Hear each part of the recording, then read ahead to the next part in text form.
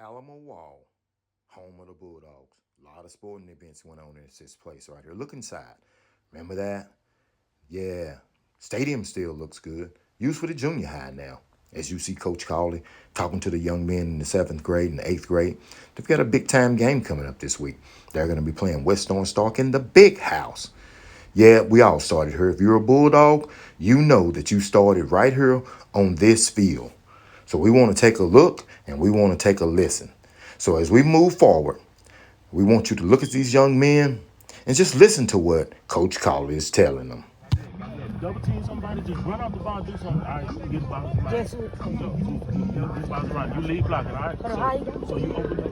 So right gonna get behind you. So right gonna get behind you. You open up. Get the ball, you gonna bend it out. So I'm gonna try to do it, all right? That's how they play. I want to know. Ready? Right. When you go for the celebrate. Yeah.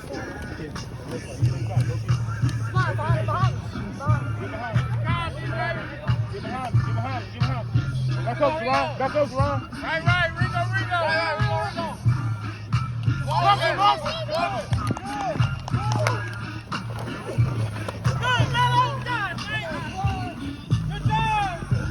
You remember how confused you were?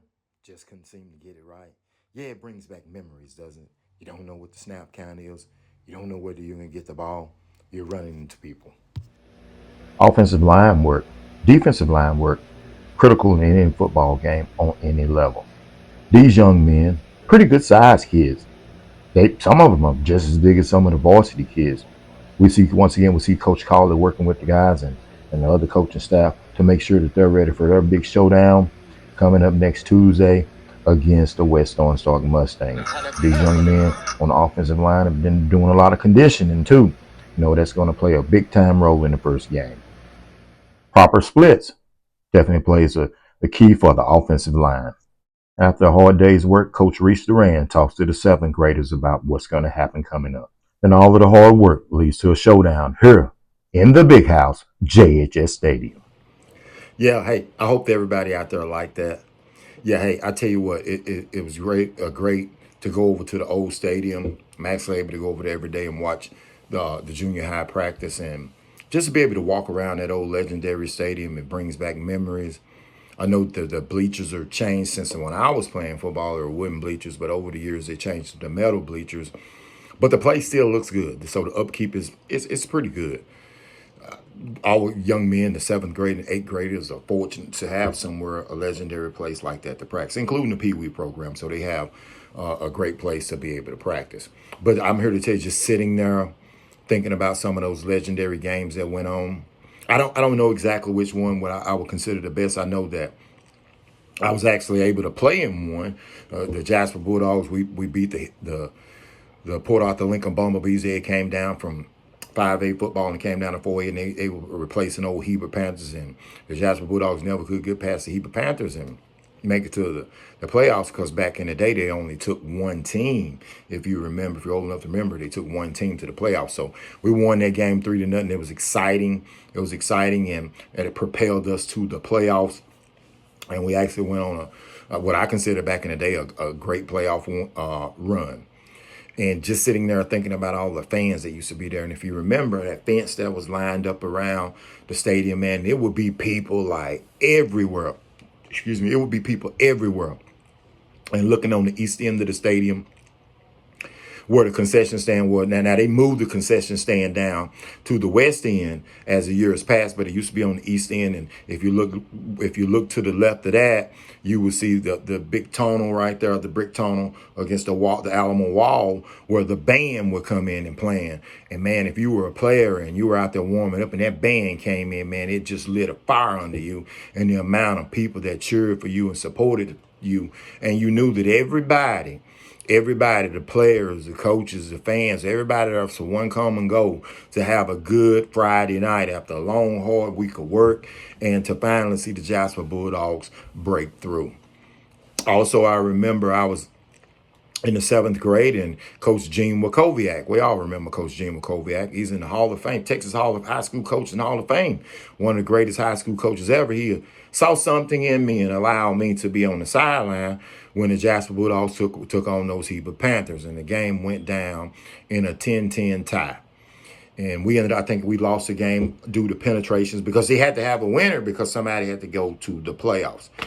And that changed me from some of the plays that went on the game. It changed me and propelled me to want to work and to really want it and to see some of the legendary players, the Quince Harris, if you now know a lot of you youngsters are not gonna know what I'm talking about. Jose Moore, the little Carl. Everybody know Carl Adams. Those guys, Anthony Thomas. I remember James had the Hadnot brothers when they played there, and so many more. Kevin Kilby played with me. Just so many legendary players that played there in that stadium, and the amount of noise and the amount of support that we had. And I'm here to tell you that on the visitor side, it's quiet on the visitor side right now, exactly the way it was when we were playing back in that old stadium, because when you came down to face the Jasper Bulldogs in the old Alamo Dome, the fans weren't having it and the players definitely weren't having it because we were the hammer and you were the nail.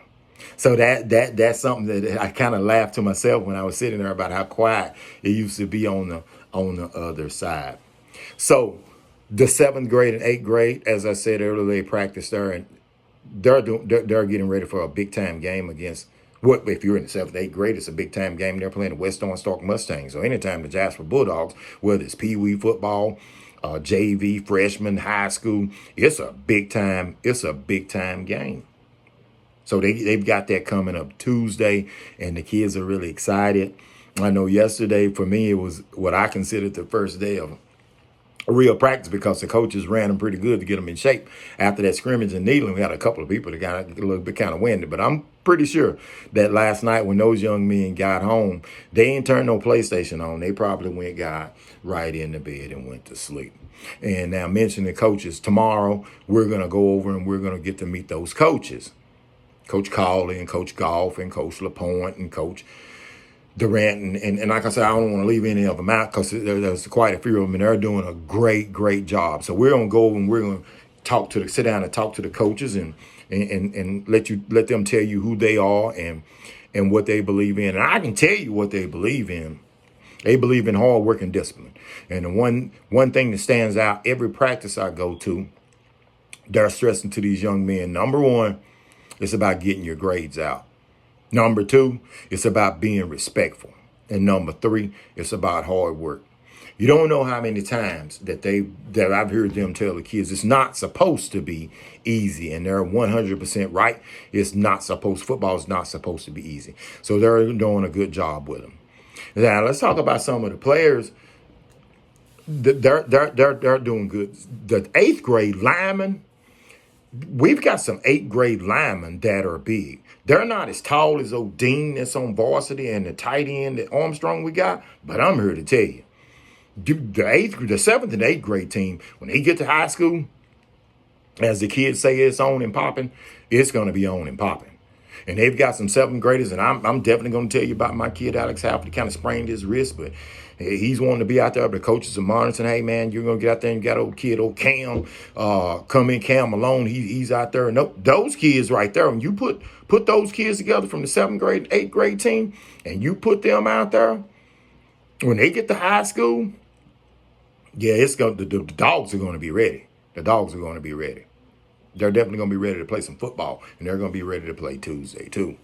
So let me go back a little bit and tell you about the coaches again. Let me go a little bit deeper on the coaches. You know, you guys know me. I'm 58 years old, and I've been around football my whole life. I've coached. I've played on every level, and I'm here to tell you, these coaches are doing a good job.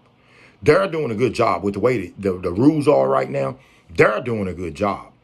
And they're working those kids, and it's about discipline. They're teaching that discipline. So parents, be thankful that we've got the kids. All our kids are in some good hands.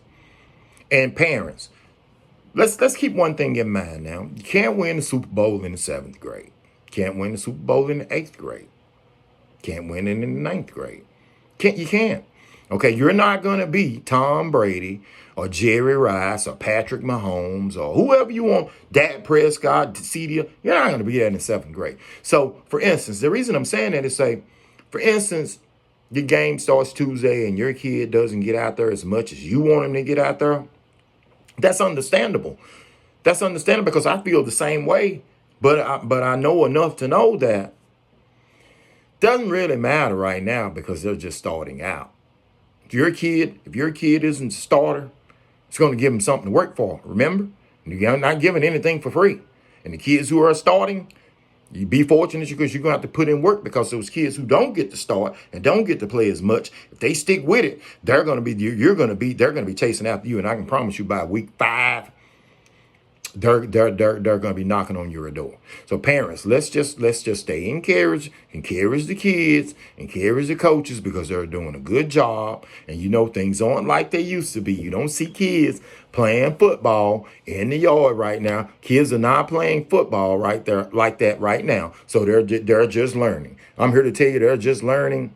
They're just learning how to take the snap. They're just learning how to line up. They're just learning how to catch. They're just learning how to kick. It doesn't matter who you are. I coach and I play. My kid this is his first year of playing. He's practice 8 times. So I'm at being realistic about it. And I need for everybody else to be realistic about it. Okay. So this is great, man, this is one of the better stories for me that I've done because the big kids, y'all love the big kids. I love the big kids and the college football and pro football is about to come on a little bit. I love that, but I'm here to tell you, those little kids to see them work. You've got kids out there that are like, I don't know, maybe 5 feet tall, maybe 80 pounds. But man, every time they get tackled, I'm like, oh God. But they get up. And that's what it's about. When you get knocked down, you get up. So this is with Alan, with D9J Sports. And until tomorrow, when we do the next segment, see you next time, and I'm definitely out.